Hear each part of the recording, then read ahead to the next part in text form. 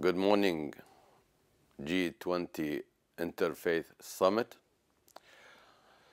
I apologize for my absence from your company, and I recognize the irony of sending a video to a summit dedicated to dialogue.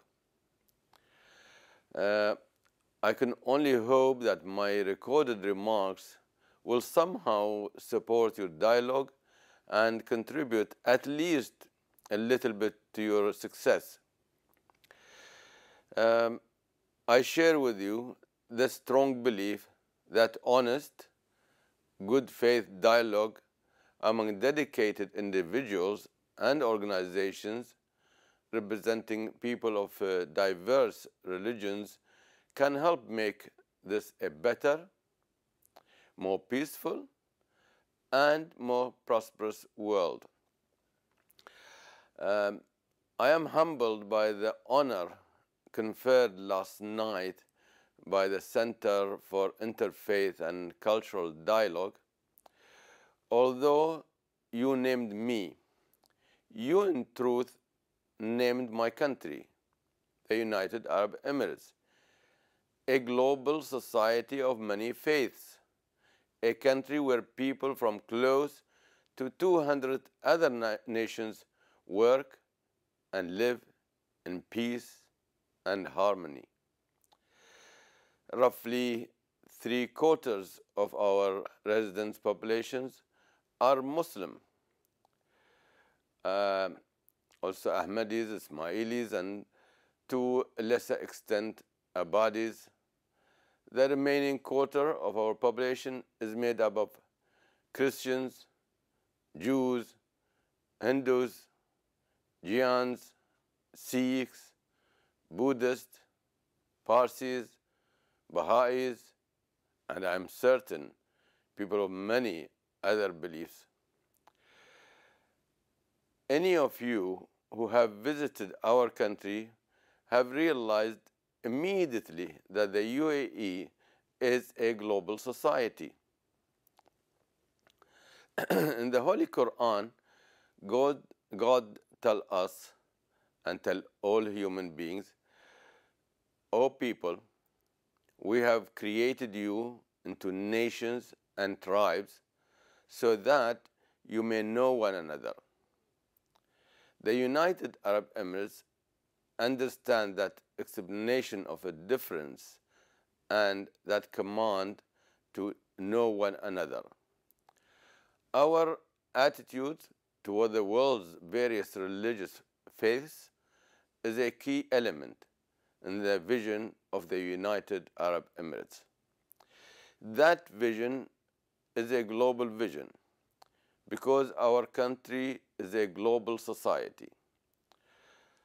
As a result, the United Arab Emirates has produced unparalleled economic growth accompanied by social and political stability with constantly broadening opportunities for our country's citizens and residents.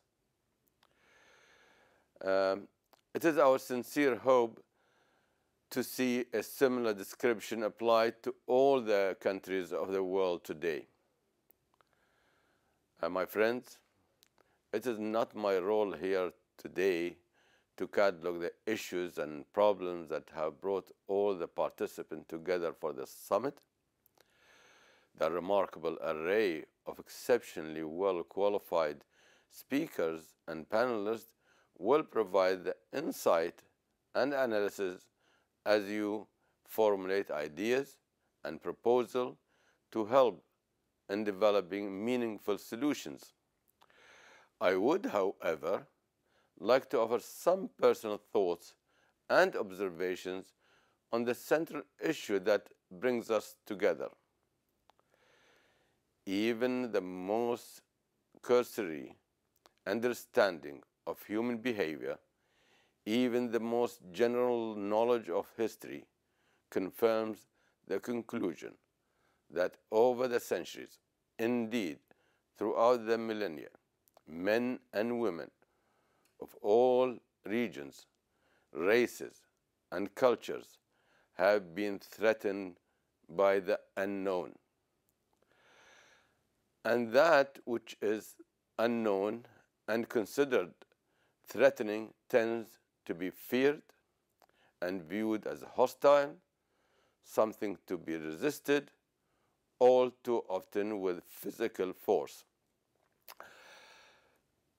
And that which is feared will almost inevitably be demonized.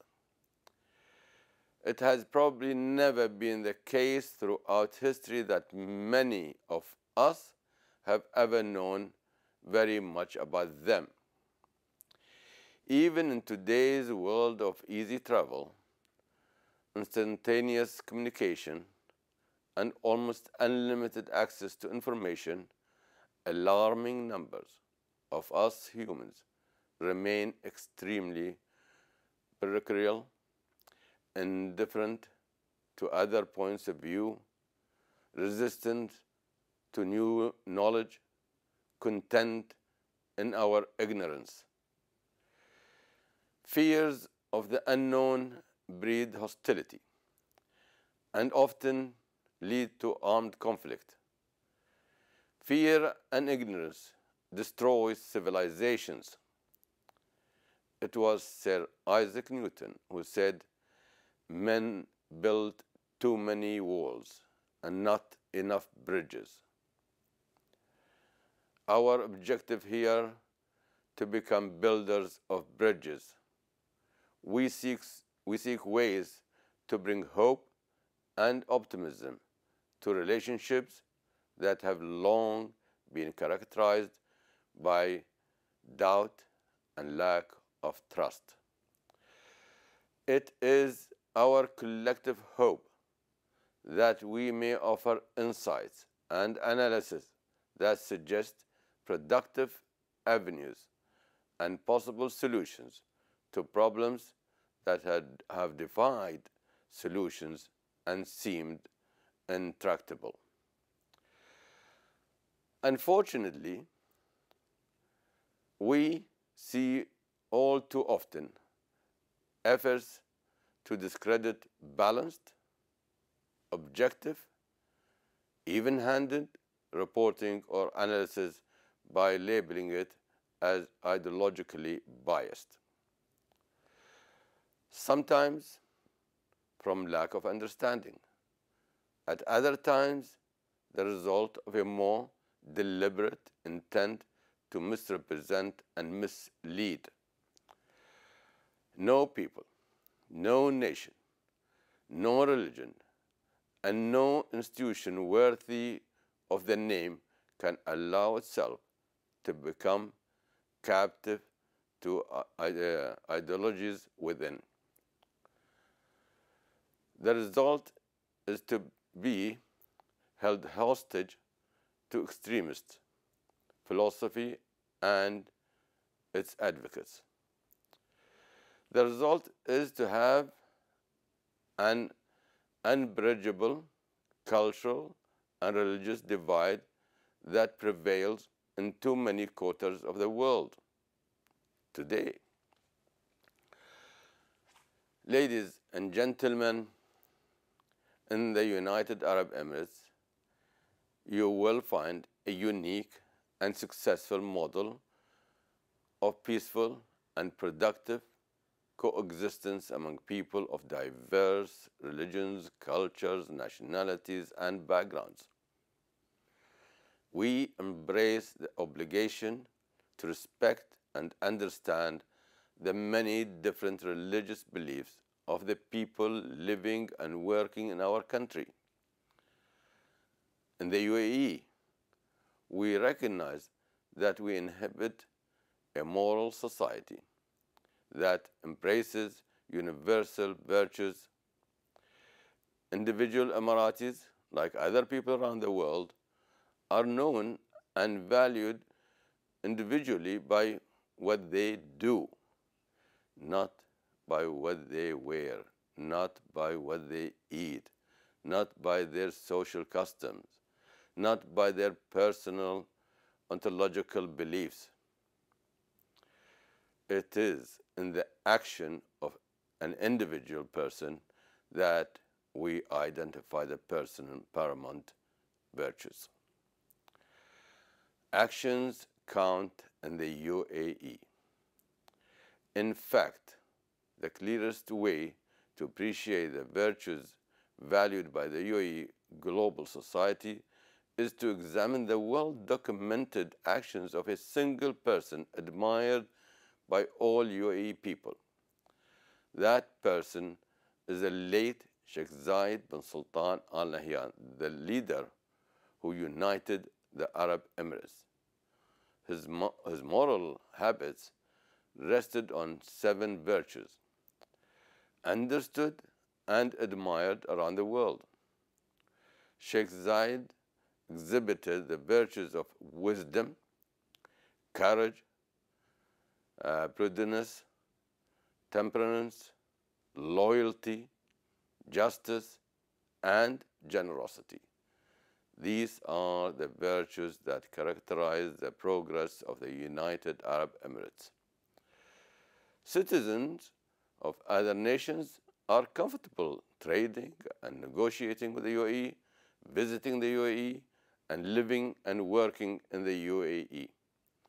Their comfort results from their recognition of universal virtues exhibited by UAE nationals with whom they come in contact. They know that, however different Emirati culture may be from theirs, their cultures and Emirati culture share a reverence of a common virtues. Ladies and gentlemen, we are not alone in the world in seeking to act in accordance with those virtues. Those virtues are universal. People of all religious beliefs admire and cultivate those virtues. They are bridges that connect the many elements of our country's global population.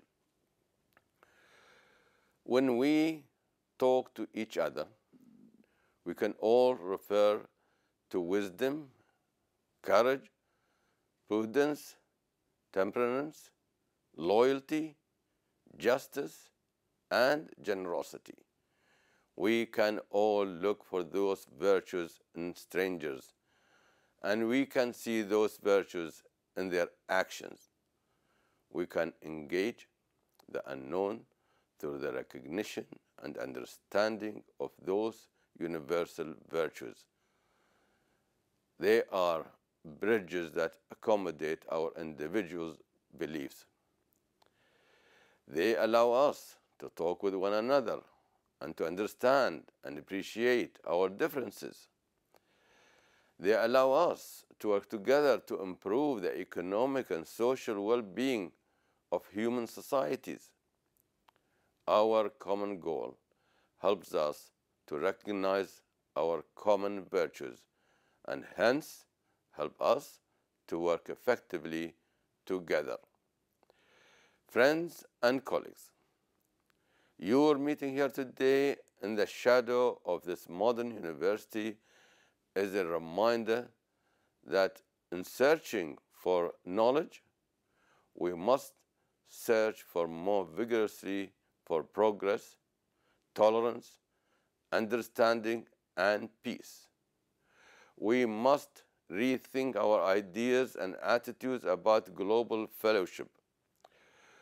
We must encourage reform in our societies, eradicate poverty, achieve safety and security, and open economic opportunities to all citizens. We must understand that religious fundamentalism is not unique to any one religion, nor to any single region. We must help societies deal with it in a normal, constructive way.